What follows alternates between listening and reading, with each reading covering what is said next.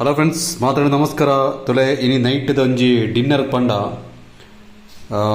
ಜೋಳದ ರೊಟ್ಟಿ ಬುಕ್ಕ ತುಲೆ chicken gravy ಈ ರೀತಿ ಉಂಟು. ತುಲೆ ಜೋಳದ ರೊಟ್ಟಿ ಒಂಜಿ ರಡ್ಡು ಮೂಜಿ ರೊಟ್ಟಿ ದಿತ್ತೊಂದೆ ಬುಕ್ಕ ಚೂರು ಚಿಕನ್ ಗ್ರೇವಿ ದಿತ್ತೊಂದೆ.